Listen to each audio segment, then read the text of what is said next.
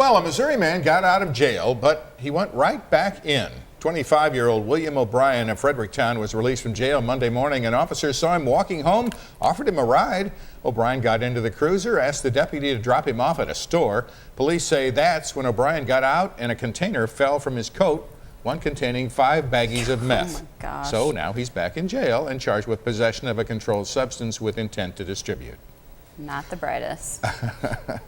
Don't accept free rides from the police when you have meth in your coat. Talk about walking in the lion's den. Yes. News tip of the day. That's Thank the news you. tip of the day. That's right. And political speeches can be boring for some. Most sit through and feign interest. That wasn't the case in Prague yesterday. The Czech president was giving a speech, and apparently it was boring everyone else to sleep. The Minister of Foreign Affairs behind the president had to explain later. He says he wasn't sleeping, but he says the president was speaking loudly and repeating the same old phrases a lot, so he said that is why he just decided to relax a bit, and he did get some attention there.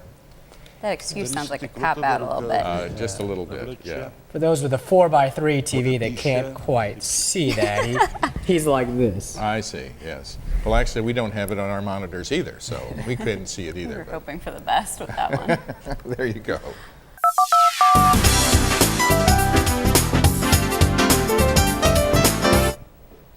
Well, last Friday during a minor league baseball game, the Fresno Grizzlies broke out the kiss cam. You've seen that before, probably, if you've been to a ball game. Well, the first couple they showed didn't kiss. Despite the girl's prodding, her companion was on the phone. Well, after showing a few more couples, they came back to them, and he was still on the phone. And again, he had no interest in finding out what she wanted. Again, they showed a few more couples. Then they came back to our first couple. He was still on the phone, but this time, she had it. She decided she was going to dump her drink over his head and walked out. And guess what? To the ovation of the entire crowd. This is the last one here. This is where she's had it. Okay, I have had it. Goodbye. See you later. He doesn't know what's going on, but the fans did. Ladies, I think he's single. They were on his side. Yes, you're an idiot. Yeah. I hope she broke up with him after that. God. That's great. Poor girl. Yeah.